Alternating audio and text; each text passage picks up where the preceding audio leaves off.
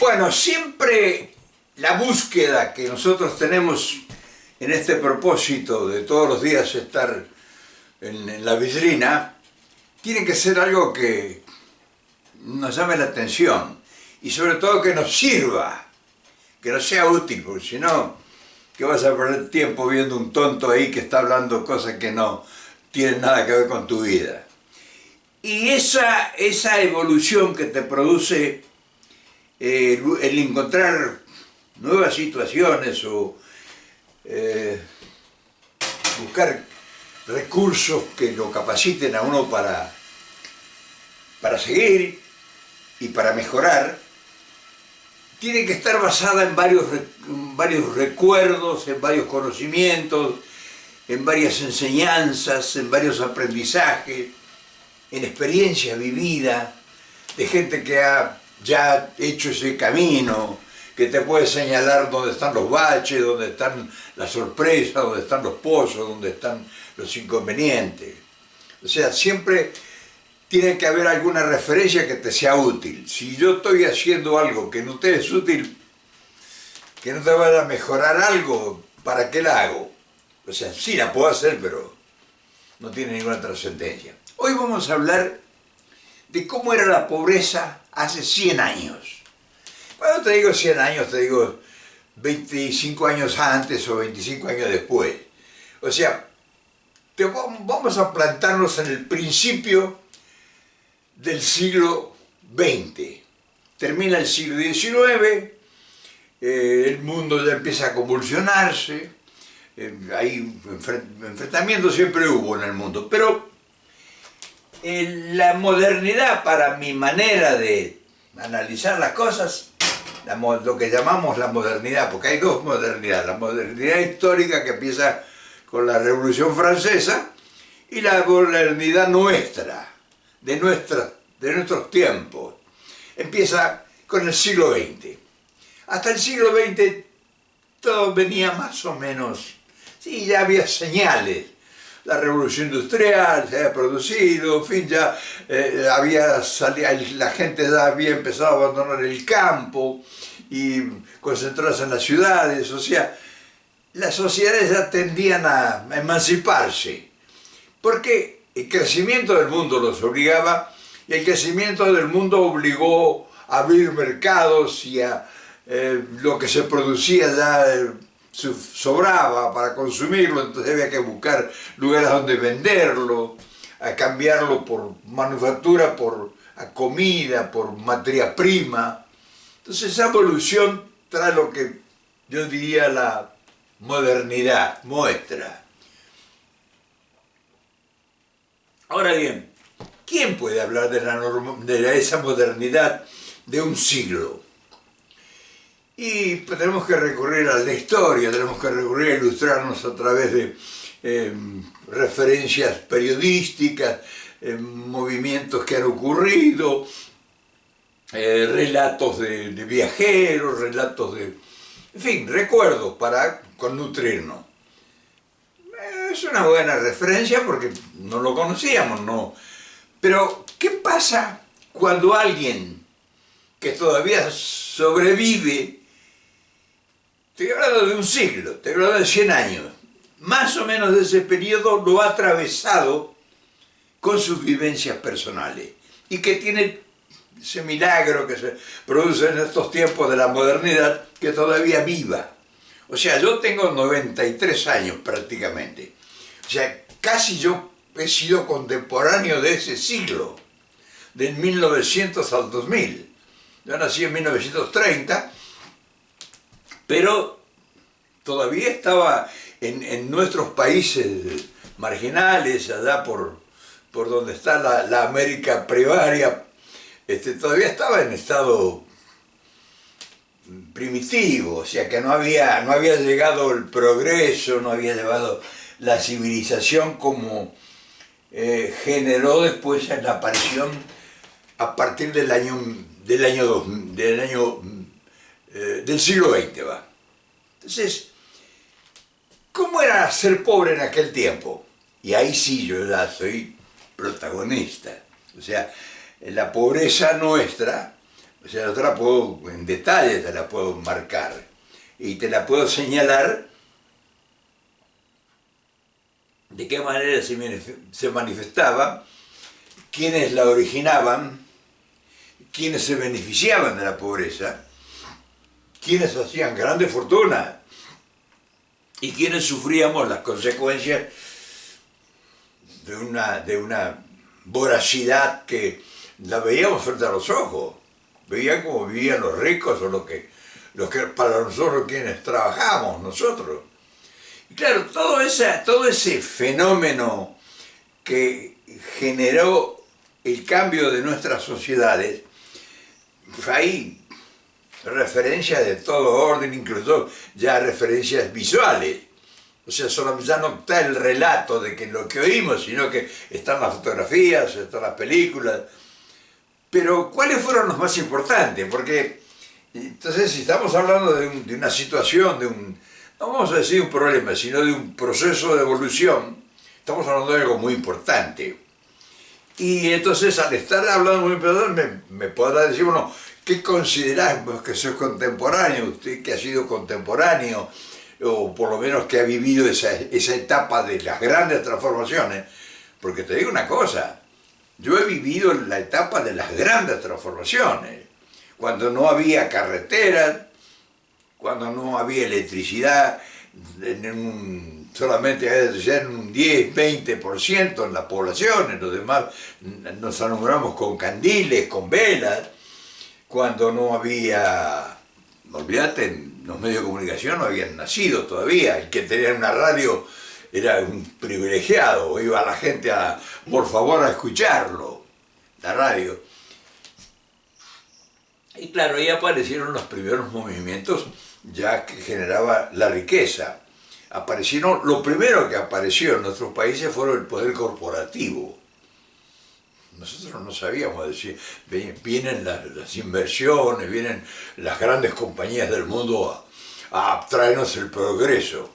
Al contrario, venían a vendernos productos y nos cobraban caro y nosotros pagábamos con el esfuerzo del sudor, del trabajo manual, del sacrificio. Entonces,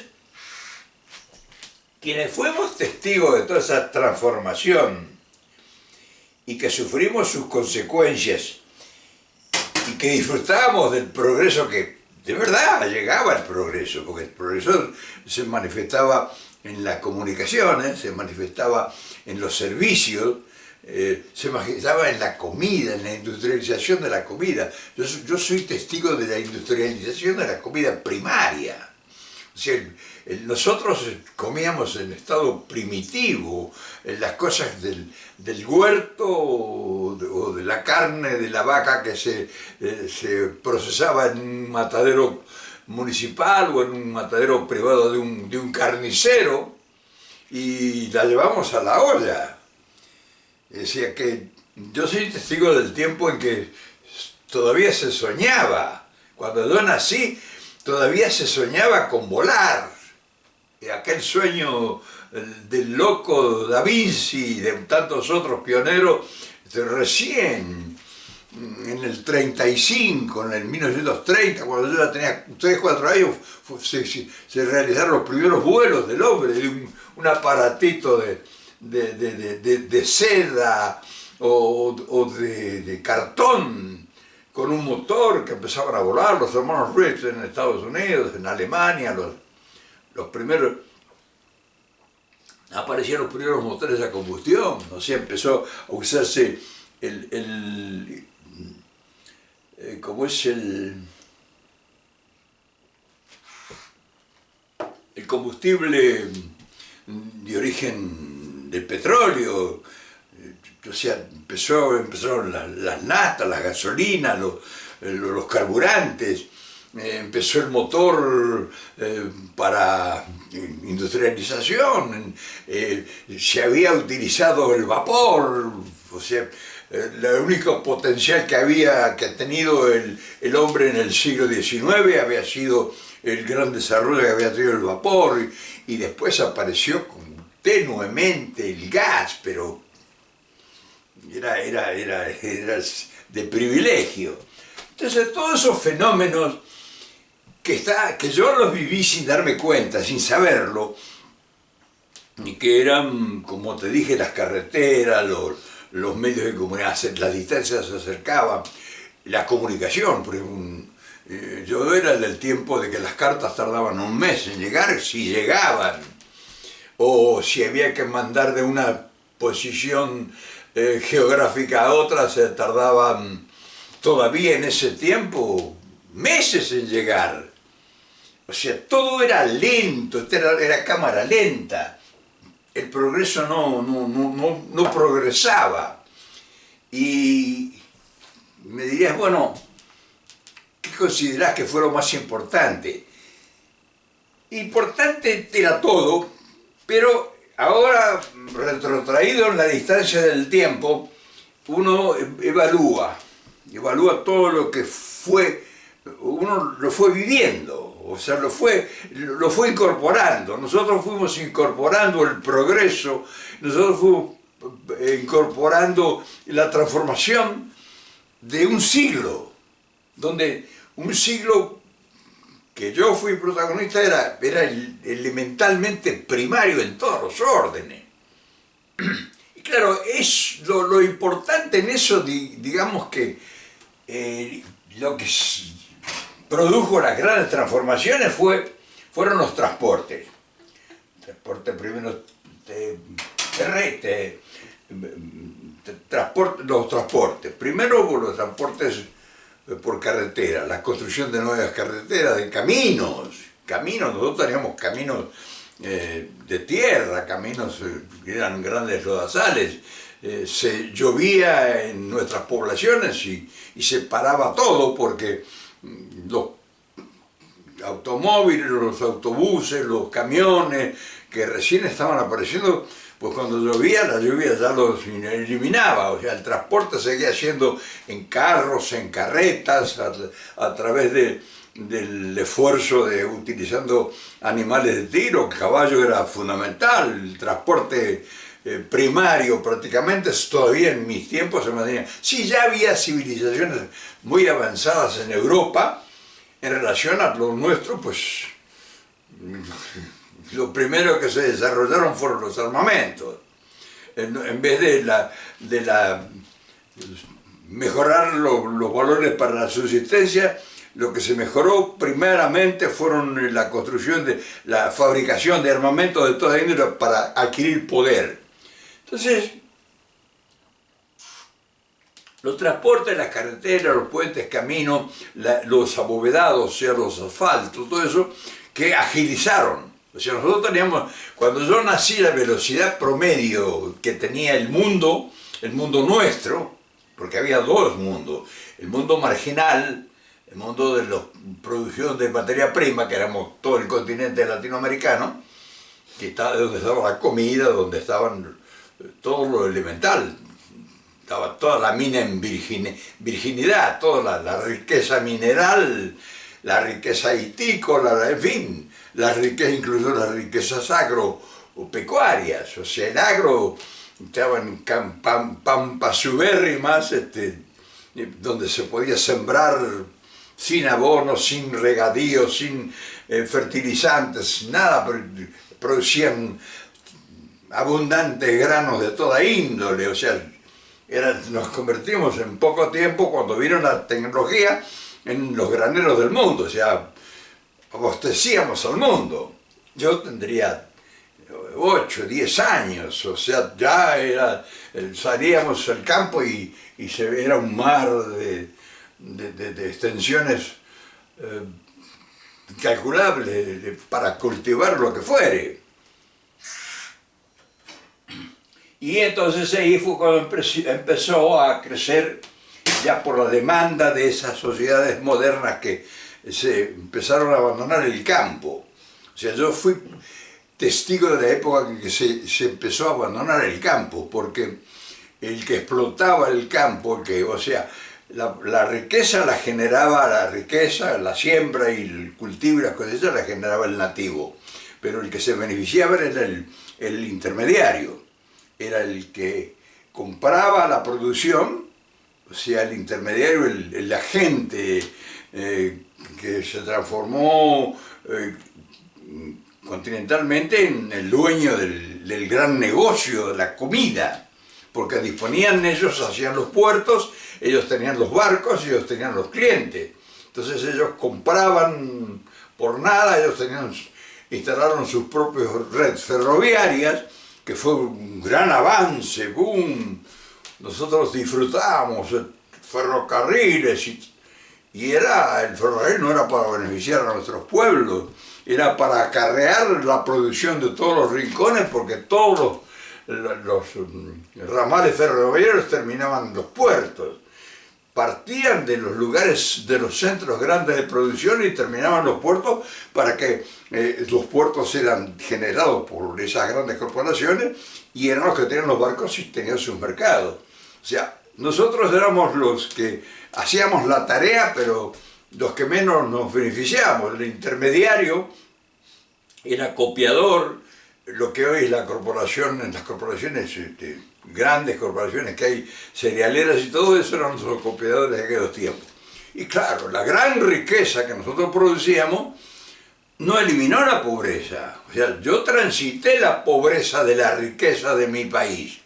Decía un dicho de una canción, el país de las vacas gordas y los peones flacos. Entonces todas esas cosas que a nosotros nos deslumbraban, porque empezó ya la riqueza en Europa, se acrecentó. O sea, primero la riqueza de Europa se generó por el saqueo del oro y la plata, de todos los minerales preciosos, o sea, los productos para Europa, primero, pero después ya fue la comida. Entonces, aparecieron, mientras yo crecía, los grandes transatlánticos, creció la aviación, la gente se movía más rápido, aparecieron los trenes, o sea, tomó velocidad el mundo, tomó velocidad la civilización a la cual yo había sido insertado también, con una ignorancia absoluta. O sea, solamente tenían el privilegio de llegar a la educación superior los hijos de los privilegiados, o sea, los que comandaban, los que capitaneaban la producción, que eran los agentes de las grandes corporaciones internacionales, los estancieros, los chacareros, los dueños de la tierra, eran los que producían. Pero los que ganaban las grandes fortunas eran lo que formaban las oligarquías criollas, que eran agentes, o sea, eran representantes de las grandes naciones internacionales ultramarinas. O sea, por eso ellos ponían presidentes, los gerentes de las empresas internacionales que manejaban teléfono, electricidad, ferrocarril, transportes, comunicaciones, en fin, todo lo más importante que se generaba, pero no era que llegaron a nuestros países para ayudarlos a los pueblos a que progresaran. Se instalaron con todo el equipo que ellos creaban y generaban para que su riqueza se hiciera factible de ser adquirida y llevada a su mercado. O sea, nosotros fuimos parte del negocio de las grandes corporaciones internacionales. No solamente la riqueza de la tierra y la generación de grandes cantidades de alimentos y comida y todo, sino que los que producían el trabajo. Por ejemplo, mi padre, en ese tiempo, te digo mi padre por generalizar, trabajaba por un peso diario, que apenas nos alcanzaba a una familia, éramos de 3 personas, mi madre, mi padre y yo, para vivir. Y mi madre complementaba esa escasez de recursos que ganaba mi padre trabajando de sol a sol, mejor dicho, de madrugada a anocheceres, en el campo, siendo peón. Mi madre se alimentaba la constitución económica familiar, sembrando en el huerto verduras y todo, para incluso que yo de niño, de 7 años, empecé yo a salir con canastos a recorrer el pueblito mío para vender lo que producía para complementar la economía familiar. Se creaba gallinas mi madre y hacía la quinta que se llamaba el huerto, donde se producía de todo ahí.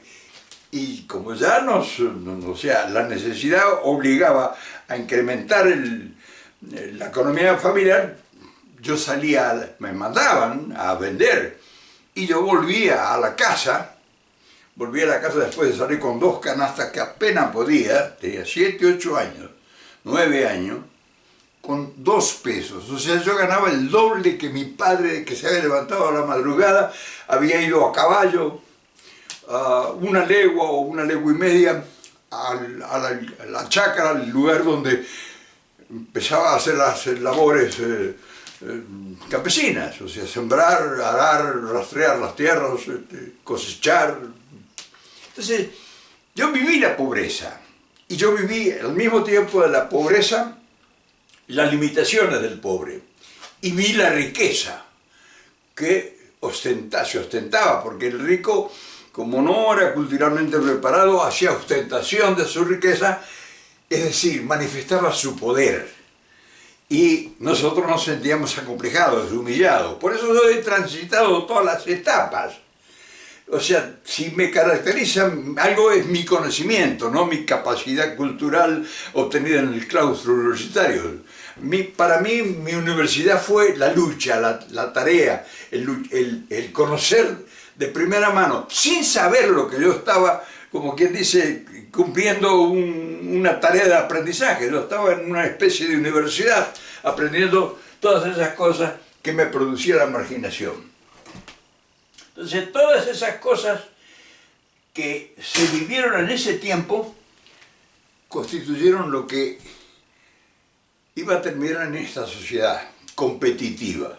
Entonces, ahora en el tiempo me dice, bueno, viene la pregunta y me dice, ¿qué crees que fue lo más importante de toda esa etapa que vos o tú fuiste en alguna medida protagonista? Y yo te digo una cosa, mirá cómo resumo las cosas, yo que ya mucha gente no esté de acuerdo. Para mí lo más trascendental que ocurrió fue la comunicación, porque la comunicación nos dibujaba un mundo acorde a las necesidades que tenía el que demandaba lo que nosotros hacíamos. O sea, el comunicador, a través de la prensa escrita primero, que es la primera que apareció, como folletín, y después ya se hizo un diario, se hizo una institución, la imprenta se fue utilizada ya en función de difundir lo que querían que la gente se enterara. Después aparece la radio. La radio aparece como una novedad, pero inmediatamente la prensa, que estaba capitalizando la pobreza y la riqueza, simultáneamente la estaba manejando de mano de las corporaciones que ya tenían el conocimiento en Europa y en Estados Unidos, que mandaban sus gerentes para regentear las empresas estas de captación de riqueza, empezaron a utilizar la radio. Y la radio fue una revolución. La radio fue revolucionaria en cuanto a la ciencia o a la divulgación del conocimiento.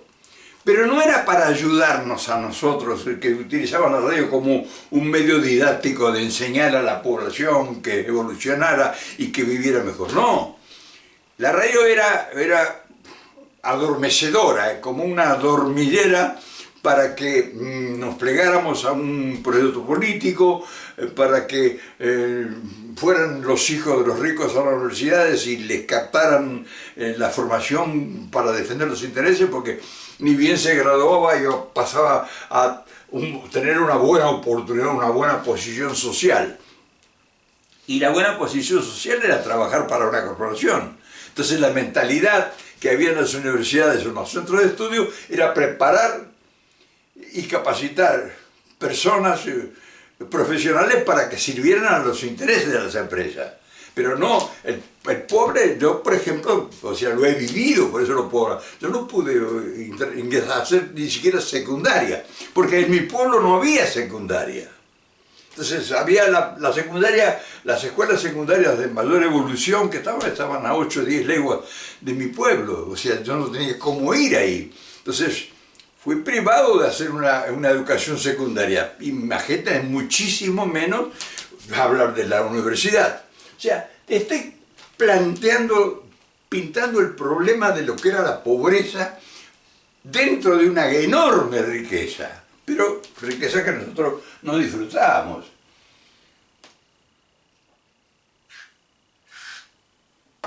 Por eso, la gran transformación nuestra, yo hablo de Argentina, pero te pudiera hablar de México, con Lázaro Cárdenas, por ejemplo, y con Perón en Argentina. O sea, rescataron a esos pueblos marginados y los empujaron a que adquirieran conocimiento, que tuvieran acceso a la educación y acceso al bienestar. ¿Qué era el bienestar? Trabajo digno, bien remunerado. O sea, el bienestar que se buscaba en aquellos tiempos no era tener el mundo, sino que lo que el trabajo realizaba para generar esa enorme riqueza que producían nuestros países fuera bien pago, o fuera por lo menos dignamente pago, y que ese productor, ese trabajador rural, esa gente que generaba la riqueza en las fábricas, en la transformación de la materia prima, en fábricas de tejido, fábricas de alimentos, fábricas de todo orden,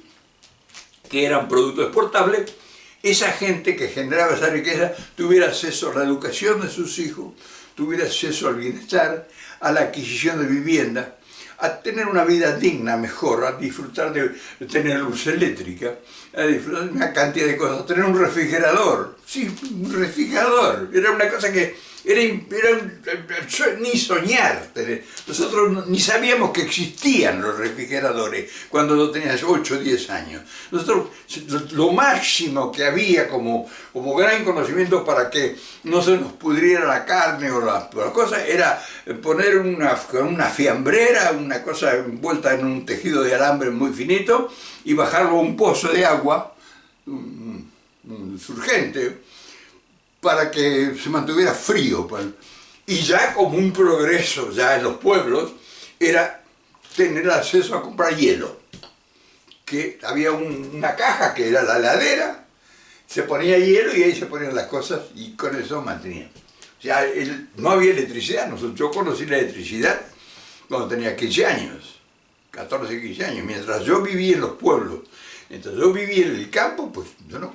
Sí, tenía la electricidad, el pueblito que tendría acceso a la electricidad de mi pueblo, y unas 500 personas, unas 200 familias que tenían conexión. Se prendía la generación de electricidad, la generadora de la compañía de electricidad, a las 5 de la tarde prendían las máquinas hasta las 12 de la noche. Después se apagaba y se quedaba todo en una oscuridad total. O sea, la provisión de electricidad era para esas selectas familias, de esas 200, posiblemente el 100 y pico familias, tenían electricidad, pero en el día no había posibilidad de poner radio, nada. Las radios eran a batería, acumulador de automóviles. Entonces todo ese progreso que yo vi que pasaba por mi lado, las comunicaciones, el avenimiento de los aviones, transporte, o sea, yo vi vencer a la velocidad de esos 10 kilómetros o 5 kilómetros por hora que yo conocí haciendo con un galope de caballo, a transformarme en un avión. Fíjate lo que he atravesado, que se mueve a 500 millas por hora aquí, y a 20.000 metros de altura, a 10.000 metros de altura. Fíjate qué transformación extraordinaria, que yo la viví. Y yo viví la máquina, y yo viví la transformación de las comunicaciones, y yo viví la transformación de las costumbres, y yo viví la transformación de la mentalidad de la gente.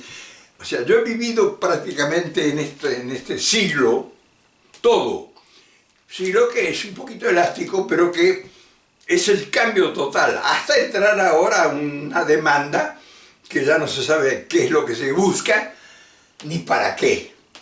Sin embargo, en ese siglo y medio, nunca dejaron de estar pendientes y como una espada de Damocles el peligro de las guerras, de la exterminación. Y en ese siglo yo atravesé dos guerras mundiales. La guerra del 14 y 18, que transformó el mundo y que fue abruptamente cortada y despojado de los que realmente querían cambiar los mercados, porque las guerras siempre son por intereses, no son por ideales. Y la Segunda Guerra Mundial, que se genera a través del resentimiento, de la sumisión, someter a un país industrializado que estaba copando los mercados del mundo y que había que pararla, y vino la Segunda Guerra Mundial. ¿Qué nos trajo de beneficio? Un gran avance en las ciencias, en las tecnologías, pero no fue pensada para beneficiar a las poblaciones. Fue ese gran avance de las ciencias y las tecnologías que produjo la Segunda Guerra Mundial, fue para tener más poder individual de los pueblos, de los países que generaron los imperios. O sea, el imperio inglés, el imperio francés, el imperio norteamericano, el imperio ruso. Los chinos no existían. Los chinos eran una colonia. No existía. China no existía nada más que en el recuerdo de los que conocían a Confucio, pero nada más. Entonces, todas esas cosas que uno ha vivido y atravesado, quiero resumirla y retomarla en la comunicación. Quizá el valor más poderoso que este siglo y pico produjo ha sido la comunicación, porque la comunicación es un misterio, es un humo, no es nada que se puede consumir. O sea, se puede consumir para alimentar la parte sensible de la humanidad que poseemos. Entonces la comunicación ha transformado los intereses y ha sido una especie de magia que ha desvirtuado la verdad. O sea, si no hubiese sido por la comunicación, la verdad que yo conocí era sustentable en cuanto a la posibilidad de que no iba a cambiar. O sea, lo que uno estaba viendo era como uno estaba viendo. Hoy la verdad tiene distintos matices que cuando uno escucha la verdad ya incluso ha llegado a la instancia de que tiene uno duda de que si está tocando algo sea cierto. La comunicación ha transformado los intereses. Y lo más curioso de todo este fenómeno es que no ha sido tomada por las grandes mayorías. O sea, el poder de la comunicación, recién ahora, a partir de un siglo y pico, recién ahora, nosotros estamos como queriendo asomar la cabeza y agarrarnos de las posibilidades que tiene la comunicación, siendo un instrumento de tanto poder que es estos medios. O sea, recién nosotros estamos haciendo apenas tenuemente, haciendo oír nuestras voces. Pero fíjate lo que se ha debido pagar y cuántos millones han quedado en el camino naciendo pobres y muriendo pobres, naciendo inmensamente pobres y muriendo peor todavía. Están los cementerios llenos de lamentos, de alaridos. Fracasaron las ideologías, fracasaron todas las religiones, fracasaron todos los dioses que se inventaron, fracasaron todas las mentiras que se inventaron en nombre de dioses que nunca se aparecieron. O sea, yo he vivido estos últimos 100 años prácticamente con promesas de dioses que nos iban a venir a salvar. Y en las voces de los que nos dijeron esas hipotéticas verdades absolutas, pues fueron nada más que oímos voces, pero en realidad era todo lo contrario a lo que se manifestaba. Vimos crecer enormes riquezas, vimos crecer enormes poderíos, vimos crecer instrumentos, maquinarias de destrucción masiva, estamos viendo la llegada hacia otros planetas, pero en realidad no hemos avanzado mucho, porque cuando yo nací había el 1% de pobreza que hay hoy en el mundo. O sea que todo el progreso de esta evolución en un siglo y medio más o menos, pues ha producido una gran eclosión de conocimiento y hoy disfrutamos de una cantidad, pero sigue habiendo una enorme pobreza y una enorme marginación social. Entonces, ¿qué conclusiones te puedo yo aportar o cómo puedo cerrar esto que yo he sido protagonista? O sea, te tengo que dejar alguna enseñanza o por lo menos alguna sugerencia. ¿Cuál es lo que yo te puedo aportar? Decirte, mira, a esto lo único que hemos logrado o la única posibilidad que nos queda. Y la única posibilidad que nos queda, porque ya hemos intentado otras, o sea, nosotros hemos intentado rebelarnos con ideas, con movimientos sociales, con quejas, con liderazgo político, con ideología, pues se ha intentado de todas formas revertir. O sea, siempre ha sido la lucha del débil contra el poderoso. Y el poderoso cada vez es más fuerte. Y el débil cada vez somos más débiles. O sea, esa es la realidad que yo te puedo mostrar con evidencia, sin necesidad de ningún recurso cultural, en ninguna chapa, para decir, mira, yo tengo la verdad. No, la verdad no la tiene nadie. Entonces, ¿cuál es la conclusión? Si la riqueza es cada vez más poderosa, si la riqueza individual se transformó en poder corporativo que tiene el doble o el triple de poder porque tiene todos los medios de destrucción masiva y de todos los armamentos y de todas las industrias descabelladas de hacer polvo el planeta. ¿Cómo vamos a vencer a ellos? Nosotros que estamos seguimos peores, ¿no? Porque somos más gente, tenemos que repartir lo mismo entre más gente. Entonces, lo único que mi conclusión desde la realidad, no te puedo decir, porque a mí me respaldan, yo te puedo, no, nada, de la ignorancia que poseemos intrínsecamente, o sea, congénita. ¿Cuál sería la propuesta? Me estarás preguntando, mira, viejo, entonces, ¿qué nos queda? ¿Cuál es lo que se podría hacer? Y es difícil de lograrlo, porque si nos vamos con los rusos, tenemos el otro enemigo que también nos puede pulverizar a los rusos. Si nos vamos con los chinos,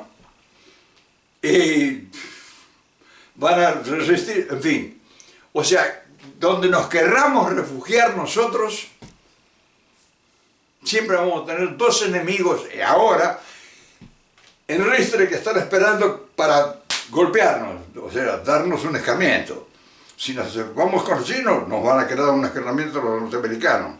Si nos vamos con los rusos, entonces la idea modesta, simple, digamos infantiloide, es buscar a ver cómo podemos asociarnos. Y no les interesa a ellos. O sea, no te creas que es fácil asociarse con ellos. Decir, bueno, yo me voy a asociar con Norteamérica, yo me voy a asociar con los chinos. No es fácil. Es muy difícil, pero es la única tarea que nosotros no hemos todavía profesionalizado. No la hemos puesto en valor. O sea, buscar una asociación que nos permita compartir la enorme riqueza que todavía poseemos y especular con la necesidad que ellos tienen, que es el hambre futuro. Ellos tienen esa gran necesidad y la necesidad de materia prima, porque si no tienen materia prima en el mundo, el único lugar donde hay materia prima todavía en abundancia es en todo este continente. Entonces, buscar una asociación, y habría que ahí afilar el cerebro y a ver cómo podemos empezar a conversar. No es fácil, pero es posible. En fin, no sé si te habrá interesado esta charla, posiblemente pues te sea útil para pensarlo, porque esto no es una ponencia ni es una propuesta, esto es solamente una presentación. te lo puse en la vidriera, pero ahora hay que procesarlo, hay que envolverlo y a ver cómo nos lo presentan para que lo podamos consumir y que podamos por lo menos ahora ya ingresar en lo que significa el progreso y la evolución de un siglo de pobreza que nosotros hemos padecido y que todavía seguimos padeciendo. A lo mejor mañana o pasado o algún día de esto lo ampliamos el tema, porque, en fin, es un tema que realmente nos puede llegar a quitar el sueño en cualquier momento. Mañana nos vemos, por supuesto.